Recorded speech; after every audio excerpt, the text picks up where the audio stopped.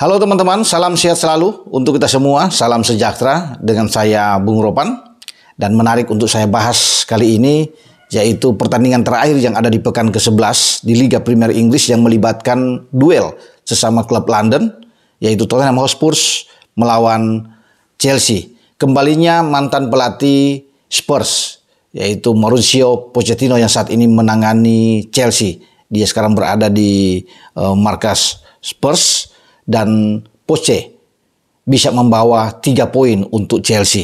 Mereka bisa menang dalam pertandingan yang penuh drama. 5 gol, 2 kartu merah, 7 kartu kuning. Dan ada 5 kali wasit Michael Oliver juga menganulir gol-gol yang diciptakan oleh kedua tim. Ya termasuk dengan gol Son Heung-min, gol dari Raheem Sterling yang dianggap handsball, kemudian ada Caicedo. Jadi ini rame. 2 kartu merah itu diperoleh Christian Romero, pemain Argentina ini setelah menginjak juga rekan senegaranya yaitu Enzo Fernandez dan menghasilkan penalti. Ini penalti balasan yang kemudian diselesaikan dengan baik oleh Charlton Palmer untuk bisa menyamakan kedudukan di menit ke-35 setelah gawang Robert Sanchez bobol lebih dulu dari tembakan Kulusevski di menit ke-6. Nah, di babak kedua ada 3 gol yang terjadi. Bahkan 2 gol itu masuk di masa injury time. Ya, ketika ada injury time 9 menit. Kemudian Nicholas Jackson membuat hat-trick. Ini luar biasa. Pertandingan yang mencekam tentunya. Bermain dengan 9 pemain. Membuat Spurs ini tidak berdaya dan paling tidak hanya untuk bertahan saja mengamankan ketika skor masih 1-1 sebelum ada hat-trick yang dibuat oleh Nicholas Jackson. Ini yang memaksa bagi pelatih Postecoglou untuk bisa menarik karena 2 pemain belakang ini kan sangat penting. Ketika Romero keluar, Udogie keluar, dia harus bisa memasukkan pemain-pemain yang punya tipikal bertahan. Makanya dia juga menarik keluar pemain-pemain seperti James Maddison dalam pertandingan ini. Johnson juga ditarik keluar. Dia masukin ada Oliver Skip yang masuk, ada Bentancur, ada Højbjerg. Kemudian ada Eric Dier yang masuk yang semua bisa bertahan dengan baik. Namun apa daya, mereka harus takluk untuk pertama kali musim ini di pekan ke-11. Tottenham Hotspur kalah bahkan di kandang dengan sangat telak. Tapi wajar karena mereka bermain dengan 9 pemain. Dan gagallah bagi Spurs untuk bisa mengambil alih puncak klasemen yang saat ini ditempati oleh Manchester City. Hanya berselisih 1 poin.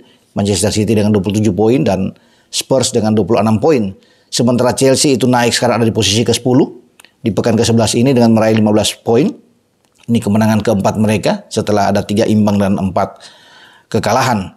Dan posisi Liga Champions atau zona Champions ini semakin ramai karena tipis-tipis ini selisih poin di antara City, Spurs, juga dengan Liverpool dan Arsenal yang sama-sama mengoleksi 24 poin. Menarik di pekan ke-11 ini ketika City itu pesta gol di Etihad dengan menang 6 gol dari Bournemouth, sementara di bawahnya yang coba untuk naik menekan City, itu semua mendapatkan hasil yang negatif. Dimulai dengan Arsenal yang akhirnya tumbang, ya, ketika mereka di luar dugaan tidak berdaya, gagal meraih poin penuh. Kemudian juga Liverpool juga tertahan, ya. Kemudian juga kita sudah bisa melihat bahwa Chelsea bisa menghantam Spurs di dini hari tadi. Dan Aston Villa juga takluk. Jadi ini yang membuat bahwa pertarungan menarik. Ketika ada klub-klub di atas seperti Arsenal, Liverpool, Spurs, dan Aston Villa. Itu semua tidak mendapatkan hasil yang diinginkan. Artinya 3 poin. Ya.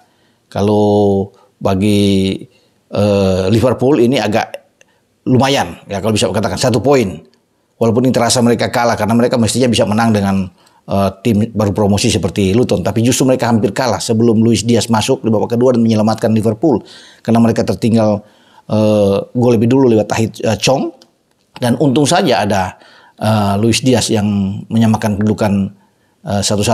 Sementara 3 tim yang lainnya yang saya sebut tadi itu kalah semua termasuk dengan Spurs tadi pagi, juga dengan Arsenal dan dengan Aston Villa. Nah, saya pikir bagi Chelsea ini suatu kebangkitan buat mereka. Ketika mereka dalam beberapa pertandingan selalu mengalami masalah, nah, ada kekalahan demi kekalahan, bahkan sudah ada 4 kali kekalahan. Artinya semoga ini menjadi modal bagus buat mereka untuk mengarungi pertandingan-pertandingan ke depan. Dan semua pemain Chelsea termotivasi dengan hasil yang mereka dapatkan saat mengalahkan Spurs di markas Spurs dengan 4 gol. Terlepas Spurs bermain dengan 9 pemain, sebuah resiko dalam sepak bola. Karena mereka harus bisa menanggung itu dengan pelanggaran-pelanggaran yang dibuat yang terjadi dalam pertandingan tadi pagi. Nah, pertandingan Chelsea ke depan itu tidak mudah. Kalau lihat dari catatan yang ada, mereka ini berat semua. Mereka akan kembali ke kandang. Ya, ke depan itu Chelsea akan menjamu pimpinan klasemen Manchester City. Di kandang ini akan sangat berat buat mereka bertarung dengan City. Namun peluang itu ada. Kalau mereka bisa mengalahkan City kan lebih bagus. Persaingan juga di atas akan tambah seru. Nah, setelah lawan City mereka akan ketemu dengan Newcastle. Di markas Newcastle ini juga berat. Ya, karena Newcastle kemarin menghantam Arsenal ya, dengan 1 gol. Dan ini membuat Arsenal menderita kekalahan pertama mereka pada musim ini. Makanya ini pekan ke-11 yang mencekam, kecuali pertandingan antara City dan Bournemouth. Tapi selebihnya ini mengalami hal-hal yang tidak diharapkan. Kemudian Chelsea akan menghadapi Brighton di kandang, di Stamford Bridge. Berat juga Brighton, tim yang sangat kuat. Kemudian mereka akan ke Old Trafford menghadapi MU ya, dalam pertandingan berikut. Dan mereka ke Goodison Park menghadapi Everton. Itu 5 pertandingan dari Chelsea yang sangat berat menurut saya. Sementara Tottenham akan menghadapi pertandingan-pertandingan yang juga tidak gampang buat Son Heung-min dan kawan-kawan. Mereka akan ke Wolves dalam pertandingan pekan depan, Wolverhampton Wanderers. Kemudian sebelum balik ke kandang mereka menjamu Aston Villa di kandang. Mereka akan keluar kandang lagi ke markas City di Etihad untuk menghadapi City. Dan balik ke kandang, 2 kali mereka bermain kandang, menjamu West Ham, tim sesama London, dan juga menjamu Newcastle United. Itu jadwal 5 pertandingan bagi Tottenham, tapi tidak seberat Chelsea kalau saya melihat. Melawan Wolves, Tottenham mungkin bisa ambil. Kalau melihat mereka lagi bagus, Tottenham akan ambil, termasuk melawan Aston Villa juga, karena mereka balik ke kandang. Tinggal berhitung melawan Manchester City, dan duel menghadapi West Ham, saya pikir di kandang juga mereka bisa atasi West Ham. Tapi mereka harus bisa berhitung lagi dalam pertandingan menghadapi Newcastle di St. James Park. Itulah yang mereka harus hadapi dalam pertandingan-pertandingan ke depan.